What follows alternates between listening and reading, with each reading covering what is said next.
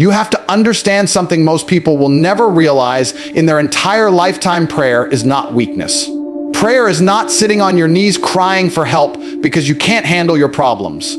Prayer is power. It is alignment. It is the moment where your mind, your spirit, and your purpose lock onto a single frequency, and you step into a state of clarity that the average man can only dream of. People think strong men don't pray. They think warriors don't bow their heads. They think the disciplined, the successful, the powerful, they think these men rely only on themselves. And that's the biggest lie society has ever sold you.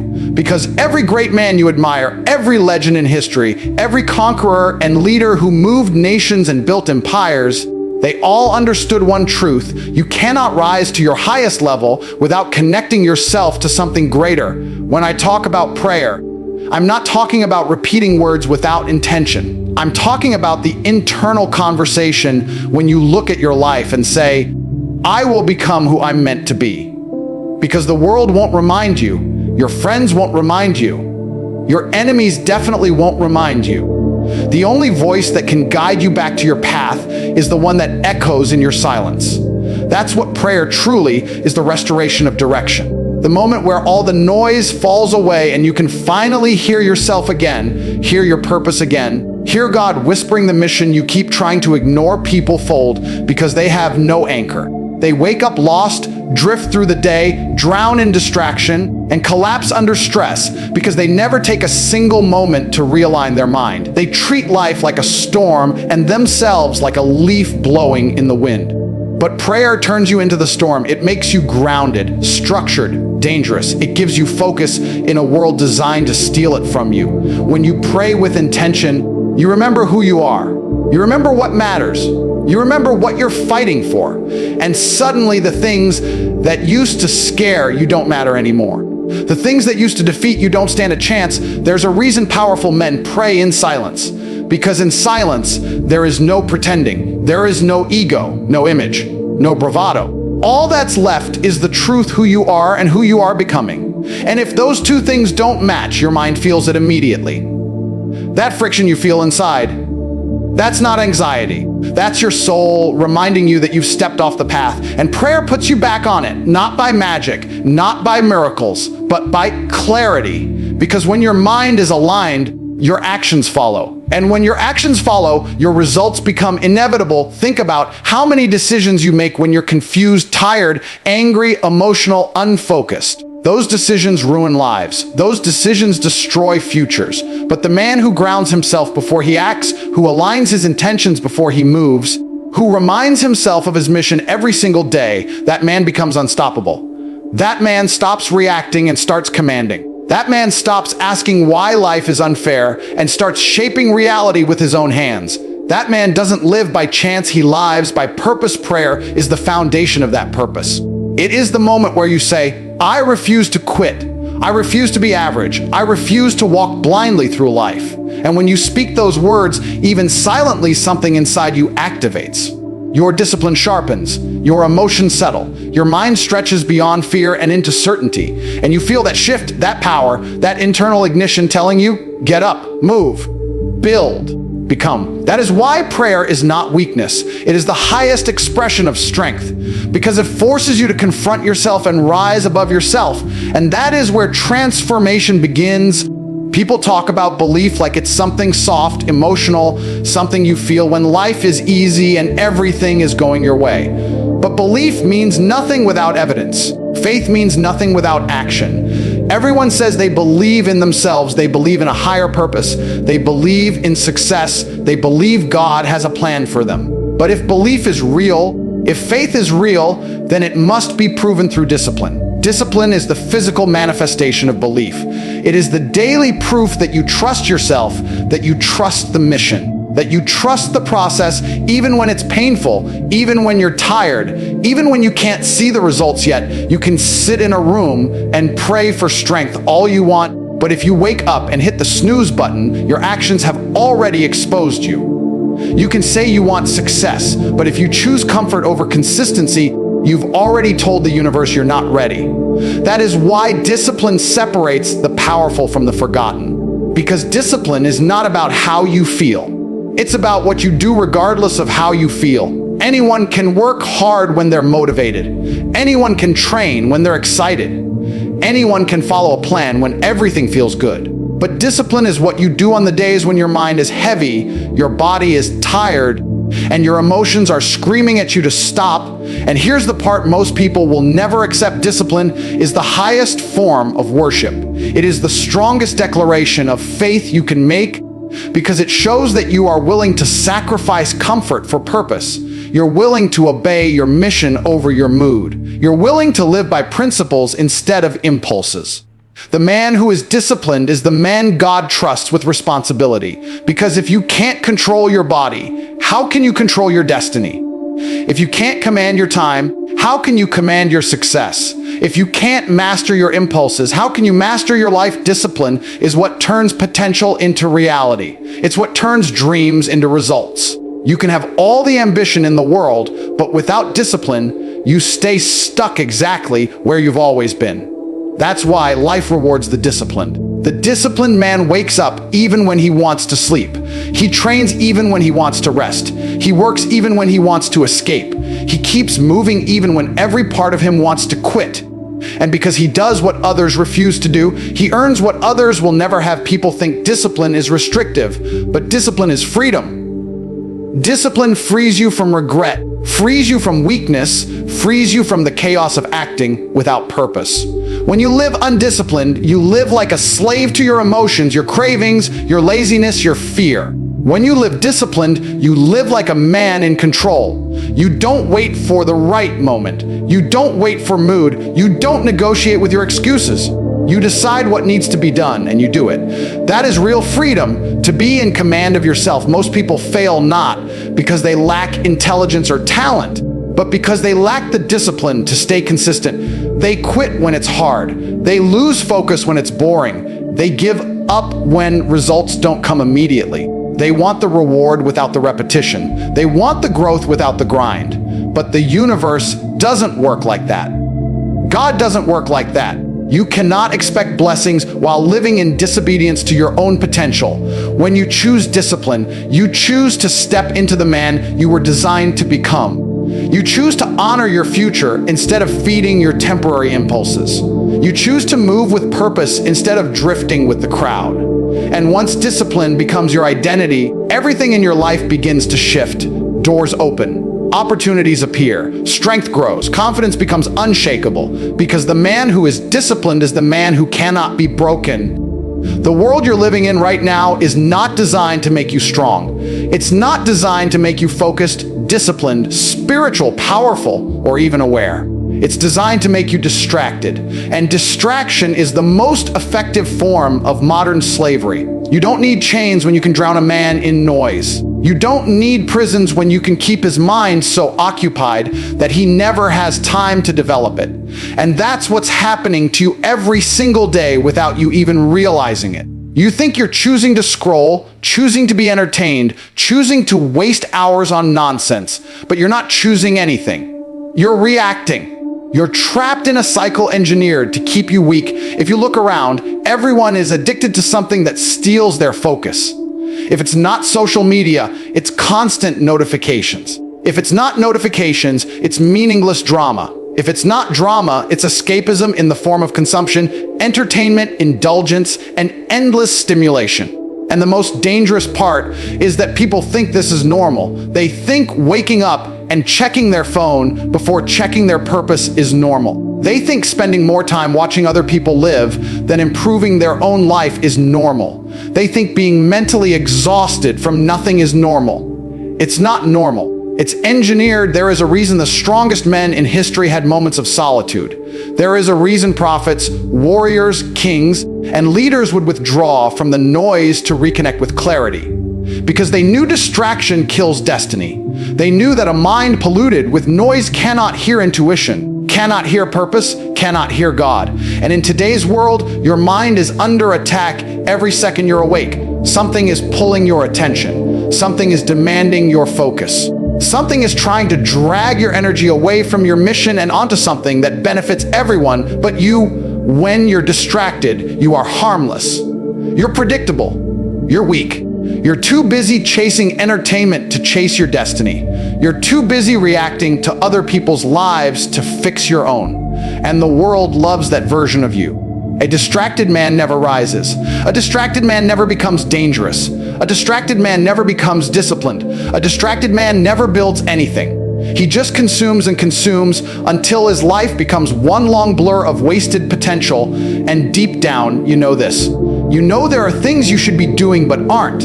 You know there are goals you've talked about for years but still haven't taken action on. You know your mind feels foggy, scattered, unfocused. That's not because you're weak.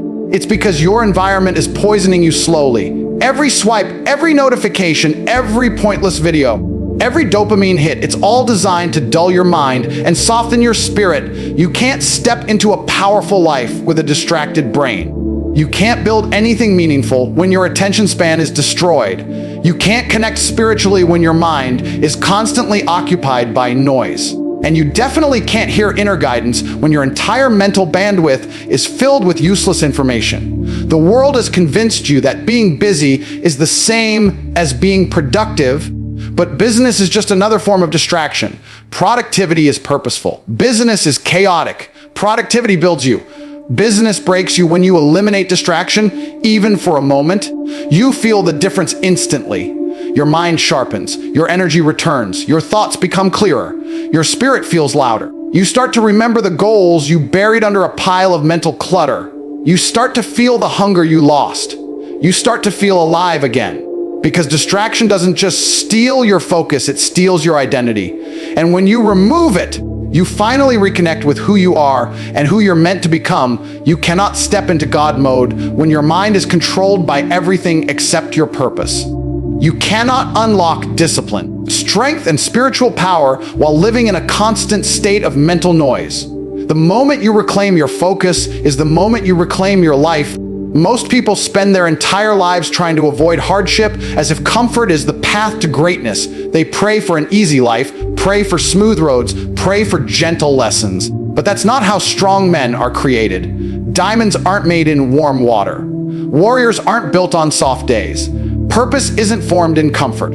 Every great man you've ever heard of was forged in fire, shaped by pressure, hardened by struggle. And whether you want to admit it or not, the reason you're stuck, the reason you feel lost, the reason you haven't become who you know you should be is because you keep running from the very thing that would transform you. Hardship is not punishment. Hardship is preparation. It is God's way of building you into someone capable of carrying the life you're praying for. Everyone wants success, but nobody wants the weight that comes with it. Everyone wants strength, but nobody wants the battles that produce it. Everyone wants discipline, but nobody wants the repetition that forms it. What you don't understand is that your struggle is not a sign that something is wrong. It's a sign that something is being built inside you. Think about the moments that shaped you the most. They weren't the easy days. They weren't the times when everything went perfectly. They weren't the relaxed, comfortable seasons. It was the heartbreak, the failure, the betrayal, the loss, the uncertainty, the pressure. Those moments forced you to grow. They forced you to adapt. They forced you to become more than you were. Pain wakes you up in a way comfort never will. When everything is going well, you become soft. You become complacent. You become blind to your own potential. But when life hits you, when the storm comes, when you're pushed to your limit, that's when the real version of you starts to appear. There's a reason God puts warriors through war. Strength is not something you receive. It's something you earn. You earn it through discipline. You earn it through resilience. You earn it by refusing to fold when you have every excuse to give up. And the ironic part is that the very thing you're trying to escape is the thing that will free you. You keep asking why life is difficult, why things keep happening to you, why you face obstacles others don't. But maybe those battles are not signs of weakness. Maybe they're signs of calling. Some men are not meant for an ordinary life. Some men are meant to carry more. And men who are meant to carry more must be tested more. The fire you're walking through right now is shaping you into someone you're going to need to be. That struggle you're facing is sharpening your mind, strengthening your spirit, thickening your skin. every painful moment is hammering out a weaker version of you and replacing it with a stronger one. You don't grow when things are easy. You grow when things demand more from you than you think you have. That's the point. That's the training. That's the preparation for a life bigger than the one you're living. And here's the truth most people can't swallow. If God didn't think you could handle the fight, He wouldn't have given it to you. If you weren't capable of rising higher, the struggle wouldn't have shown up. Hardship is not a wall blocking your path. It's a doorway. But only strong men walk through it. Weak men turn around. Weak men search for comfort. Weak men try to escape the lesson. And they stay weak forever. You want a life of purpose. Then embrace the pressure. You want strength. Then face the trials. You want greatness. Then walk through the fire instead of running from it. Hardship is not your enemy. It's your initiation into the level of life you're destined for.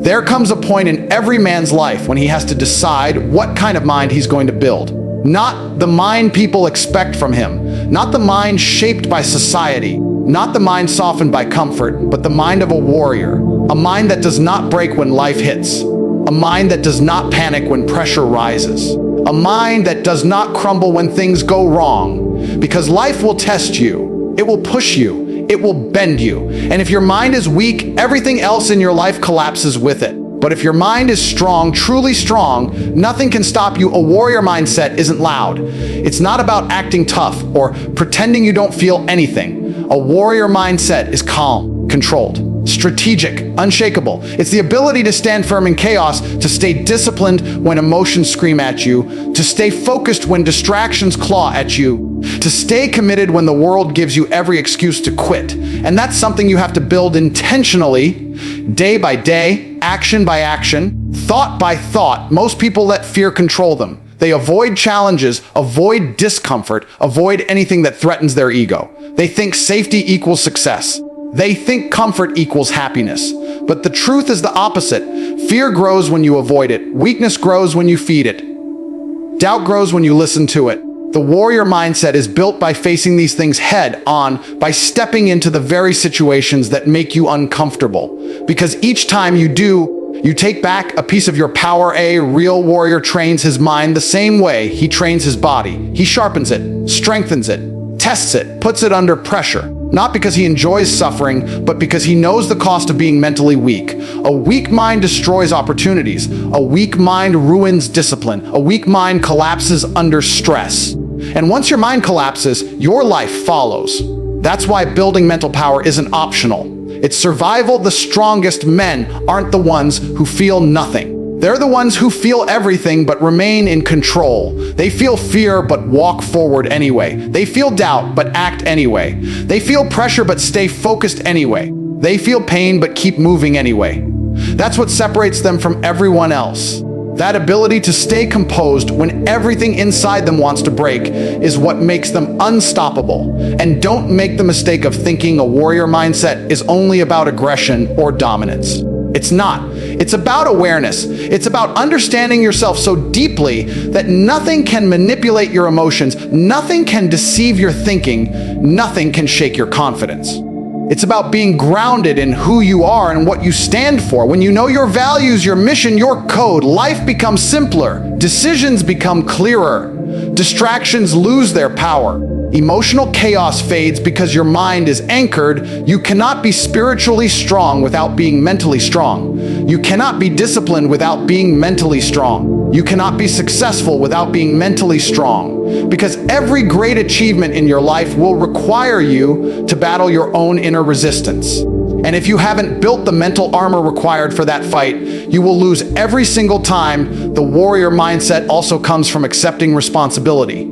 You stop blaming circumstances. You stop blaming people. You stop blaming fate. You own your life entirely. The moment you do that, your mind shifts. Victims cannot build strong minds. Only warriors can, because warriors face reality as it is, not as they wish it were. And that realism, that acceptance of responsibility, gives them power most men will never experience. When you build a warrior mindset, you stop waiting for life to get easier. You stop praying for lighter burdens and instead ask for stronger shoulders.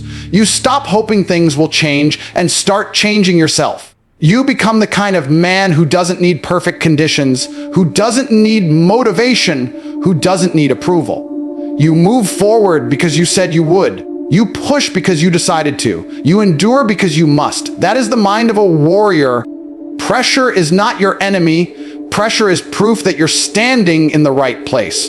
When you feel the weight on your shoulders, the expectations, the deadlines, the people watching, the moments where you know you cannot afford to fail, that is the universe telling you that you are no longer living small. I want you to imagine this moment as if you're standing on the edge of a cliff, wind hitting your face, heart pounding. Most people step back. Winners step forward. Winners lean into pressure because they know pressure shapes them into someone they are not yet, but must become. Think about every time in your life when you truly grew. It wasn't when things were easy. It wasn't when you were relaxed. It wasn't when you were comfortable. It was when everything was on the line and you had no choice but to dig into parts of yourself you didn't even know existed. That's what pressure does.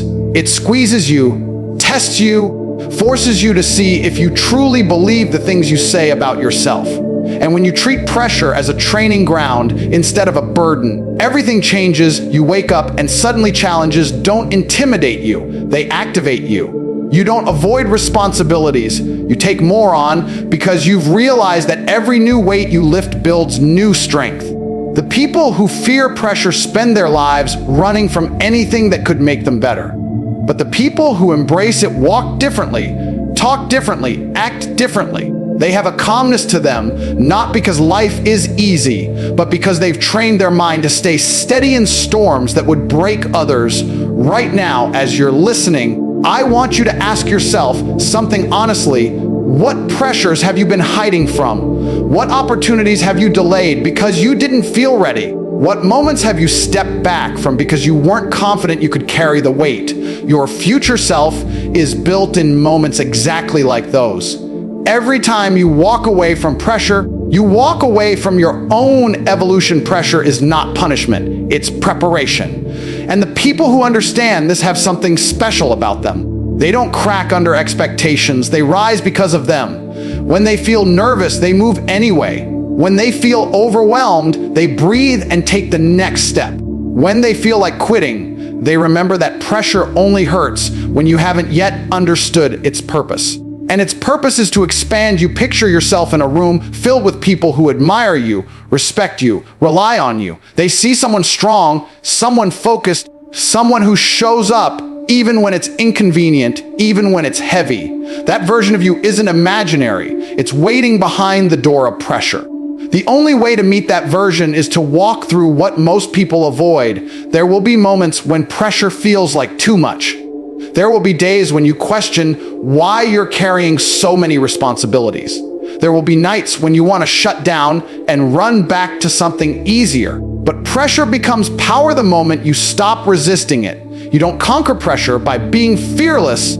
You conquer it by moving forward, even when your hands shake. And there is a shift that happens the day you stop telling yourself that pressure is something happening to you and start telling yourself it's something happening for you. You start walking into difficult situations with intention instead of hesitation. You start taking on challenges with curiosity instead of fear. You begin to understand that the people who go the farthest are the ones willing to feel the most discomfort. Because discomfort is simply the doorway you walk through on your way to becoming unstoppable. As we come to the final moments of this journey, I want you to pause and recognize the version of yourself that has been quietly rising inside you throughout every word you've heard, every idea we explored, every mindset shift we uncovered. Every truth we confronted was never about motivation for a single day. It was about activating the part of you that has been asleep for far too long. You've walked through the reality of discomfort, the discipline you avoid, the pressure you fear. You fear the habits that sabotage you, the boundaries you've never enforced, and the laziness you've allowed to live rent-free in your life. And now you stand at a point where you cannot pretend you don't know better anymore. You cannot pretend you didn't hear the truth. You cannot pretend you're the same person who pressed play at the beginning, because now you see yourself more clearly. You see the places where you've been soft. You see the excuses you've been hiding behind. You see the opportunities you've allowed to die because you weren't willing to be uncomfortable. And you also see, maybe for the first time in a long time, the strength that's been buried under all of it. The potential you've tried to ignore. The fire you thought had burned out but is still glowing under the ashes, waiting for oxygen. Everything you've heard wasn't meant to inspire you temporarily. It was meant to remind you permanently that you are capable of far more than the life you've been settling for. This is the moment where a decision is made. Not out loud, not on a stage, not to impress anyone, quietly, internally, between you and you. The decision to stop living at half power. The decision to stop romanticizing comfort and start seeking challenge. The decision to stop letting pressure break you and start letting it shape you. The decision to stop waiting for the right moment and become the reason the moment becomes right. This is where champions separate themselves from everyone else, not because they have more talent, not because they have more support, not because they have more opportunities, but because they stop negotiating with their weakness and start committing to their potential. You've heard the truths. You've felt the push. You've seen the mirror. Now the question is simple. What will you do with it? Will you go back to the same routines, the same habits, the same excuses? Or will you walk out of this moment with a new standard for your life? A standard that doesn't require motivation, doesn't wait for feelings, doesn't crumble under pressure. A standard that says you show up because you said you would. You push because it's who you are. You rise because settling is no longer an option. This entire speech was never meant to entertain you. It was meant to challenge the identity you've been holding onto. It was meant to wake you up from the comfortable coma you've been living in. It was meant to remind you that winners aren't chosen. They are built. And you build yourself every day you refuse to quit. Every day you walk toward pressure instead of away from it. Every day you choose growth over ease. Every day you show up without needing a reason. This is your line in the sand. This is the moment everything before becomes the training and everything after becomes the proof. The future is not waiting for permission to happen. It is waiting for you to become the kind of person who can handle it. Every step from here is yours to take. Every weakness from here is yours to eliminate. Every ounce of potential from here is yours to unleash. You've heard enough. Now it's time to become everything you know you're meant to be.